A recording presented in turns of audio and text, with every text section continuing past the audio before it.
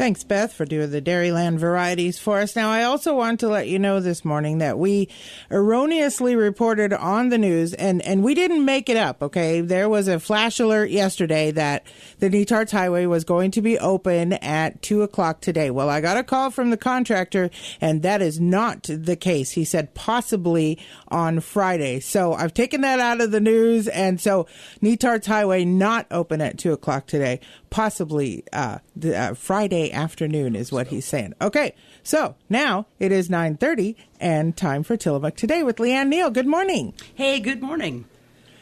So who's your guest today? I know your guest. That's all right. It's Bill Baertlein and Ava Manderson, correct? Correct. Yes. That's correct. And they are here to talk to us about, and I'm going to let you say it. VROOM.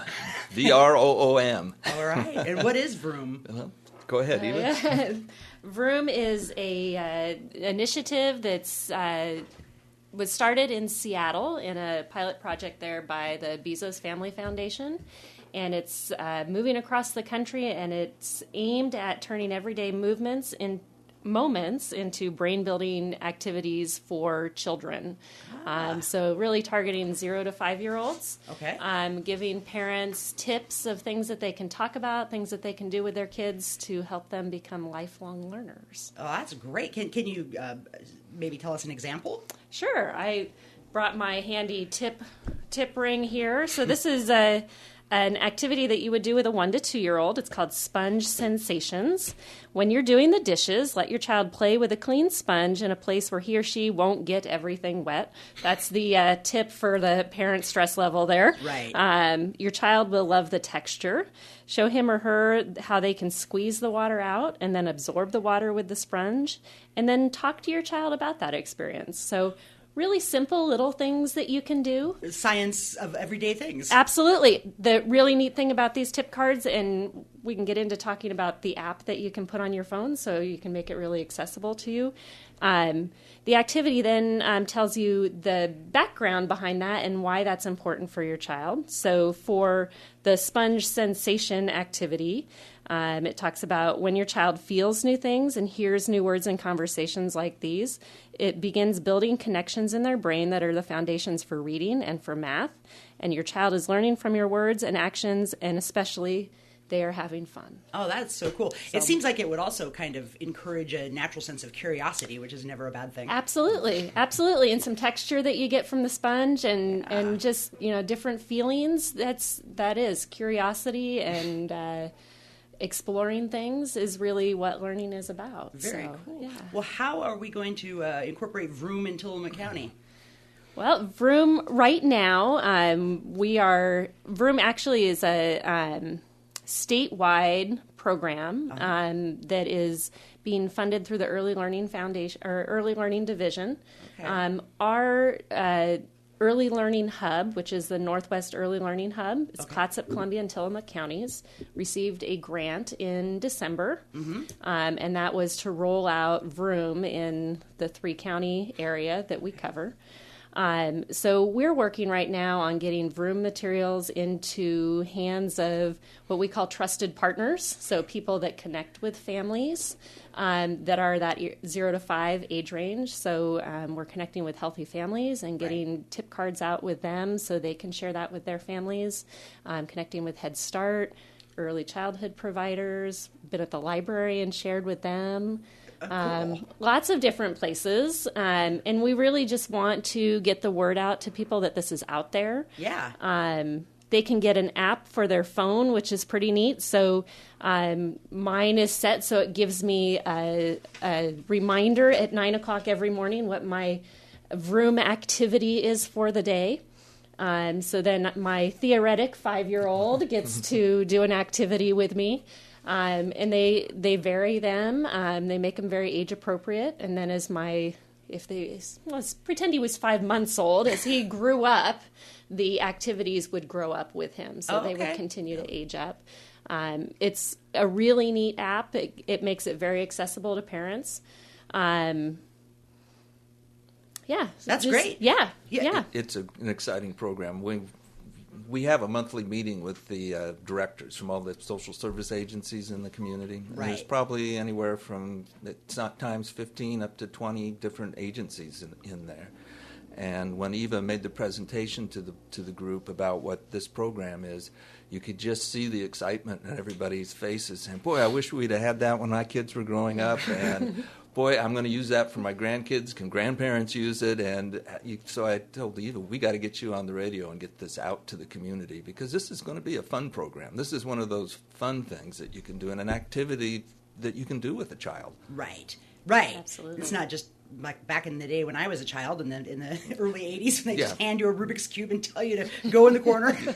Here, read this book. This is right. This is interactive. Right. This is great.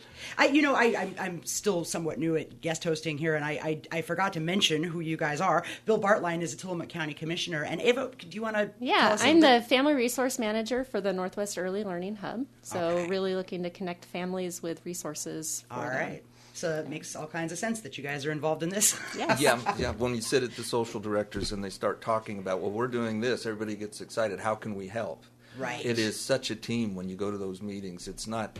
There's no silos, which is unusual in most communities, because everybody's working as a team to make things better. So if you have a new program that she wants to get started, everybody gets excited and helps. That's great. Well, it also seems like it's easy enough to explain. It's easy enough to share. It's not something that you have to, learn lingo for or anything like that. So. No. In fact, all the materials that they have out are written at a 5th grade level, and they're available in English and Spanish. Cool. And they're working on a few other languages too. So really wanting to be sure that they get out there. But like Bill was saying, the social services group, there's so many resources for families and for each of the different community partners. It's a fantastic group to be part of. It's really motivating.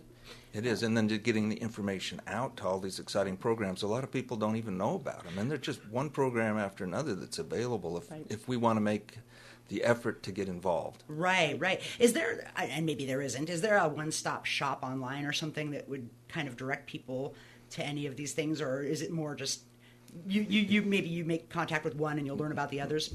Well, we've kind of talked about doing that, and to a certain extent, the Year of Wellness is kind of doing some of that. It's not all inclusive, but it's doing some of that. And we're talking with that committee about setting up something that would embrace everything in the community, so that there would be a one-stop place where you could go into and look and see what all is going on in the community. It's hard to keep something like that updated. Right. I can imagine that. Well, so for now, people should be expecting to hear about it through their kids, through these various groups. Is there, and parents can get the app themselves regardless. Absolutely. Where do they go to get that? If you go online to joinvroom.com, right in the top right-hand corner, it says Get App. Okay. And you can do that there. You can also follow their Facebook page, which has got Tuesday tips and weekend tips, so different things. So if you don't get the app, you maybe don't want to engage on a daily basis. There's, which I can't imagine why, because it's a short snippet of time that you can do things. But they've got a Tuesday and a weekend app or a tip, just different activities to follow up on regularly. So, well, that's very cool. Well, no wonder people got excited about it. Have you, just real quick, I need to take a break here in a moment for a word from our sponsor, but have you seen it in action yet locally? And I mean, have you seen the kids reacting to it? I haven't yet, except for at my own dinner table. So my kids are older, but I took advantage of one of their recommendations about things to ask your child about the day, instead of how was your day, and they say fine or good or nothing. The things that older kids will say. Sure. They had an article on their Facebook page. It was 20 questions to ask your child to get them to talk to you about their day. That's cool. So I, at the dinner table, asked, if any one person was abducted by aliens in your classroom, who would it be? And why? And they all got excited and wanted to talk about what was happening in class that day and who really needed to leave and who needed to stay. And it was a great conversation builder, even for older kids. Yeah, I was just going to say I could use that in some of my interviews. I could see using that at the county at a commissioner meeting. Exactly. Kind of get people all on the same friendly page. Yes. Well, I am going to take a quick break here to read a little something from Clark's Plumbing. Do you know one of those do-it-yourself kind of guys? They're always telling you to do it yourself. Sometimes that isn't the best solution. You're in luck whether it's a leaky faucet, a complete bathroom remodel, or maybe replacing the septic system. Do yourself a favor, call Clark's Plumbing. They're professionals, they'll get the job done. Anything, new installations, upgrades, that stopped-up drain, you name it, they can do it. So the next time you hear do it yourself, do yourself a favor and dial 842-5105 for Clark's Plumbing. That's 842-5105 for the professionals at Clark's Plumbing. All right, so anything else to talk about with VROOM? I would just encourage people to look it up. The part I think probably that Bill was talking about when I get all excited talking about VROOM was they have some YouTube videos out. Oh. And my favorite one is one where you see pictures of parents that have ordered something online and they're anxiously waiting and they're checking to find out when it's going to be there. And then it kind of flashes to a scene where boxes are being loaded on this delivery truck, and there's box after box after box, and they're all labeled with the VROOM logo on it. And then you flash back to the parents, and the parents are pacing and anxiously waiting, and move then into the box being delivered to the parent, and the parent is receiving their VROOM information, and you can just see this excitement and the parents opening up the box and tearing into it. And when they get to the inside of the box, they look in, and in the bottom of the box is a mirror, and that's it. And it says, you already have what it takes. Wow. And it gives me goosebumps a little bit. It's really that empowerment for parents. They already have what it takes to help their child become a lifelong learner. So these are just some tools that are easy, everyday things to incorporate. They've already got what it takes. Yeah, that seems like a very inspirational. It's powerful. Yeah. It is. Because sometimes as a parent, you're almost intimidated. I'm not intimidated, but you're learning as you go, because none of us have taken really parenting education in school. All of a sudden you have this little bundle of joy there, and now what do you do? How do you mold it? Right. Yeah, they give you instruction on everything but that. Yeah. Right. Yeah. Right, and it starts so early. It starts the moment you take them home with the looks at each other and the exchanging of babbling and things that you do even before they can talk to you. That, really now some of the science that's coming out is saying if you're waiting to embark on learning with your child when they're in preschool, you've missed some of the most formative years. Yeah. So that while we talk about 0 to 5 being so important, that really those infant years, those 0 to 3 years, are even more important than moving forward. Not that you're behind and you can't make up ground, right? But that if you get a head start on it, certainly can't hurt. Certainly can't hurt. Certainly can't hurt. I can remember our kids when they were first born, and we would walk up and down the stairways to downstairs where our bedrooms were. Our living area was upstairs, and I would count the steps going down, 1, 2, 3, all the way to 10 steps to the bottom, even though they weren't old enough to understand. Right. See, you were already doing it. So, and that's a simple thing. Yep. But now I've got a son that's in electrical engineering at Oregon State. Of course, it didn't work as well for my daughter. She's more into the social end of it, social service ends of it, with the dogs and everything. But it does help. I think it forms those connections. Yeah, absolutely. Well, and how will somebody find out what they want to do or what they're good at unless they're exposed to a lot of different aspects of life early on? Right. Absolutely. That's great. Absolutely. Well, yeah, my husband has said, so are you going to tell me that I did it wrong? I said, no, actually, I'm going to tell you that you did it right. And me, with how I like everything to fit in a box, probably should have branched out a little bit more. Because he would do things like read to them, skip a page, see if they noticed, just little things to make them think and engage is really important and super easy. Yeah. But we don't need our spouses to tell us what we did wrong. As the kids get older, they tell us what we did wrong. You could have done that better, Dad. Yeah, there you go. Don't want to teach them too much, then, no, I suppose. No. I'm just kidding. No, hopefully in another 10 years, I'll seem much more wiser to them than I do right now. Oh, sure. I think that happens when you have children of your own. Yeah. Right. Well, okay. Well, is that? I don't want to cut you guys off if there's still more to talk about there. Oh, I could go on for hours about VROOM, but I was sent with instructions to talk about the early childhood screening fair that starts tomorrow. Okay. We are up to 120 people signed up, which is really exciting. And my understanding is that there's some advertising coming out where we are going to accept walk-ins. Oh, okay. So you don't have to have an appointment as long as you come before 11:30. Okay. And that's Wednesday, Thursday, and Friday at the fairgrounds. It's a huge event. It's free. It's much more inclusive than just visiting your provider or your health provider. Child development screenings. We're going to have a speech path there. We're going to have child psychologists there to talk to parents if they've got concerns about child behavior, hearing, dental, vision. I'm going to miss something, some labs, nutrition. Wow. Huge amount of resources there for families. It's free. Yeah, that's quite an opportunity. I mean, absolutely. Even just the nutrition alone, you don't hear about that. So, I mean, being included most of the time. Yeah. Right. Well, great. Okay. Yeah. Is VROOM going to be there? VROOM is going to be there. I have got stickers to hand out to kids that say you already have what it takes right on the sticker. Oh, so nice. Cool. Exciting to be handing those out. So. Yeah, with all the Super Tuesday slogans, "Make America Great Again," what have you. That's very refreshing. Yeah. Let's hear more of that. Okay. So I'm going to change topics for just a little bit, and Sure. then we can come back to Eva towards the end. But Okay. I wanted to talk a little bit about the housing task force that we've set up. Right. You guys have some meetings coming up, I understand. We have some outreach meetings coming up. What we want to do is to outreach into the communities and hear your story. What do you know about housing? Where do you see the weak areas? What do you think we can do better? How do we proceed on this? Because we have our own assumptions, Right. but those can get you in trouble. We want to hear it from the people. Okay. What's going on out there? So we're going to have 4 different sessions.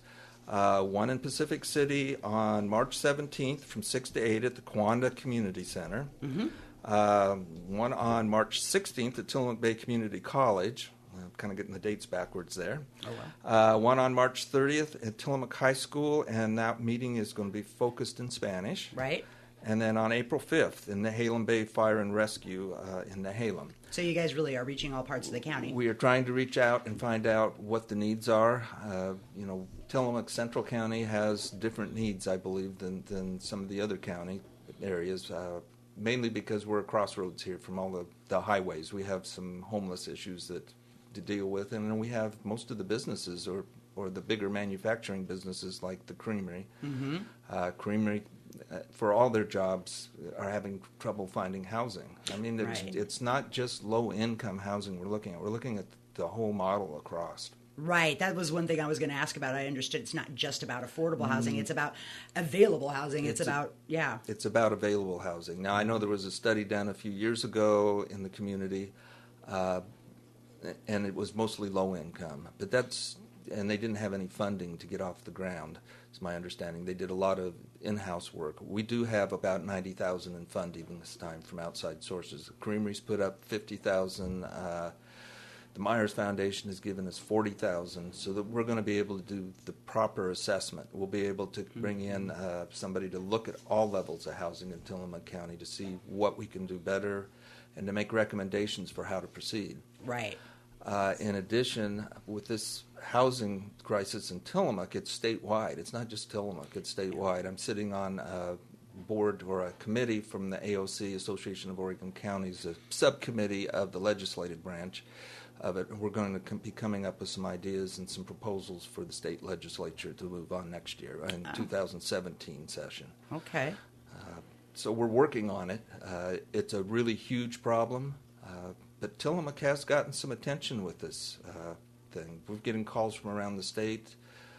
People want to be involved statewide, and we're trying to kind of hold off some of that until we actually get our needs assessment done. We have funders that are, or not funders, but people that are interested in actually doing some of this. But we want to make sure we're on the right path before we go too far down it. firm believer in long-range planning. Like, you take one step at a time, and you don't get the cart before the horse, or you end up with a real problem. Sure. Yeah, I can see how that could happen pretty easily. Oh, yeah, because we've got state agencies been calling me about, well, we can do this and we can help there, and we've asked, it's a great idea.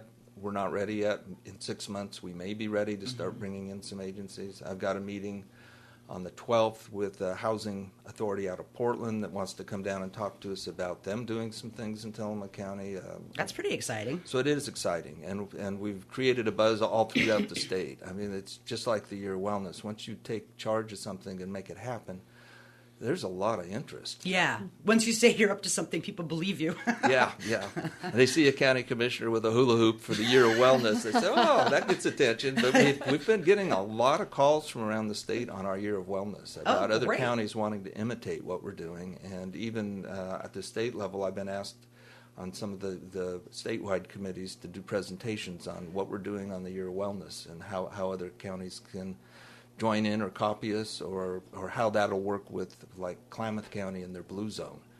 Right. So those two things have been a lot of fun the last year. Yeah. Well, and they're both, I don't know, they both touch a lot of people. A lot when you think about demographics. Demographics, and they're grassroots. Right. This is coming from the people. This isn't coming top down. This is an issue that the people have brought up, and how can we improve things? And so we're working from the bottom up on it. That's great. Well, and also, and I think probably YOW as well, but the housing task force, I mean, at some point it's going to, if it isn't already, it'll definitely be a cross-section of government and private, developers and real estate and all of that kind of thing. Tenants, potential tenants.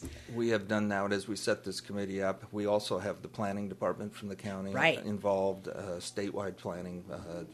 Yeah. So we've got the committee set up so that there's a broad representation. We have creamery people on there. We have a hospital person on there. Yeah. So it's a combination of business and government. Right. Because it's going to take both. We're going to have to do something on the low income, but we've also definitely got to do something for our rentals in the mid to upper income levels. We have no rental property in Tillamook County at this point. I know that in Garibaldi, Paul Daniels is building those complex, and that's going to be interesting to see. I'll bet those are rented before he pounds the last nail in. Oh, I'm sure people are already asking how, or have been, how to get on there. Well, and I've heard, I think it was when I talked to you and Aaron Scarr and Melissa about it a while ago, there was talk about, at some point possibly changing some zoning as it needs to be changed, just to allow more appropriate development.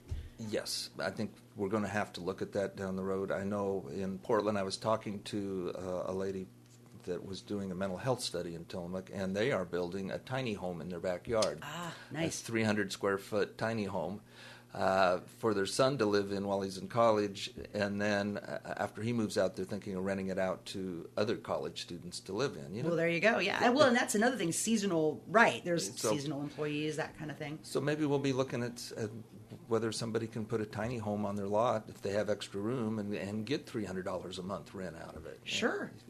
Or maybe down the road a tiny house cluster with a dozen tiny houses where new teachers could move into that cluster and have a group of people all of the same demographics that can get along and grow out and move on to the next step. And maybe have a communal kitchen or something like that. You would have a communal center in there for people to sit around and visit and have meetings and have it like a neighborhood association where you could build the village feel again. Tillamook County is becoming quite the cutting-edge place. I mean, I think it's great. It's been fun. It's been a lot of fun to do a lot of that. And I never thought when I was elected that would be something I would get into. Here, this old CPA, I call myself the old curmudgeon getting elected, and then all of a sudden I'm right in the middle of all of these exciting things, and it's fun. I'm enjoying it. I know Erin Scarr, who is the executive director of CARE, she said that you ended up, surprisingly, because of the suit and the CPA status, being the People's Commissioner,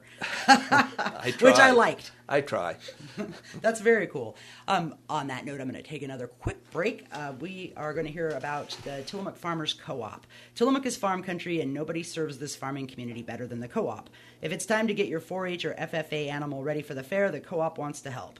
FFA and 4-Hers get 10% off feed, grooming equipment, cages, anything they need to get their animal ready.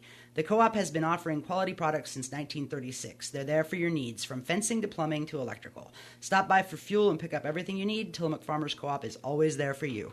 All right. It's a great organization. They are. That was the very first audit I ever did was out there. Oh, I worked for Jim Power at the time, and so Henry Farr was the manager at that point.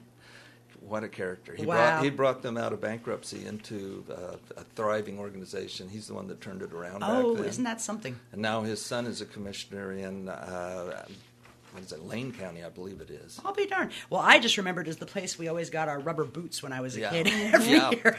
But it was always a nice place. They were very friendly people. Okay, I'm talked out. We got more VROOM stuff? More VROOM stuff. Yeah. Sure, I can share another tip if people would like a tip for a 2 to 3 year old. Okay. So this one is called Laundry Sense. Because we've all got laundry to do, right?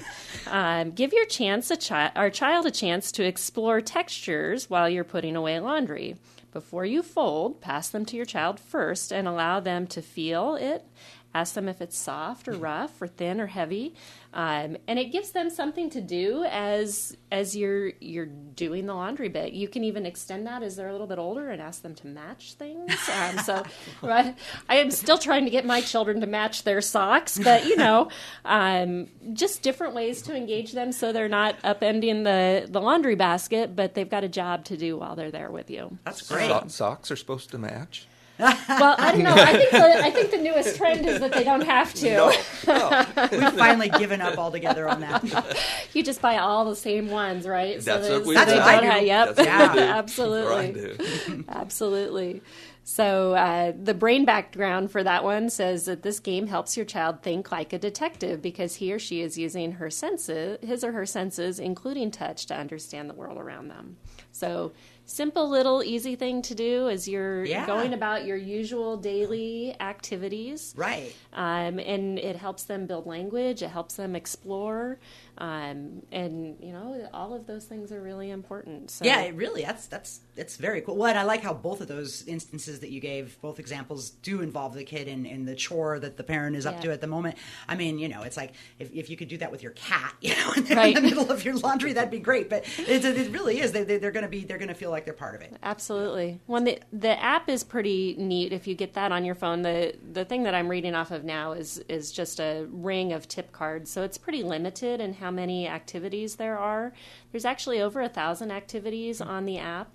And you can go on there and select which place you're at. So if you're out at the grocery store shopping and you need something to help your child focus on what's going on, you can pick out an activity for their age level. It could be looking at colors of the fruit that's in the produce area, or shapes, or all kinds of different things, which feeds into that exploration and language, but also you can feed that into healthy eating and other places too, which then that ties right in with Year of Wellness as well. And And the other thing I think is, as parents do this a little bit, it trains them on how to think, and they'll come up with their own ways. Absolutely. Sure. And that's a big part of it too. Is these apps are great, and now I can make up my own games for my kids. Right, the ones that your kids seem to respond to better or whatever. Well, it also strikes me that it would encourage adults to start being a little more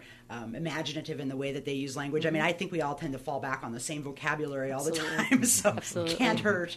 There's actually a way that parents can submit their own activities to VROOM. Oh, nice. So if they find something that has worked well for them that's not part of the bundle that's put out there for people, you can submit that. So the number of activities that they've got on there is continuing to grow because parents are continuing to add things in. Cool. So it's like very open source. Cool. Absolutely. Yep.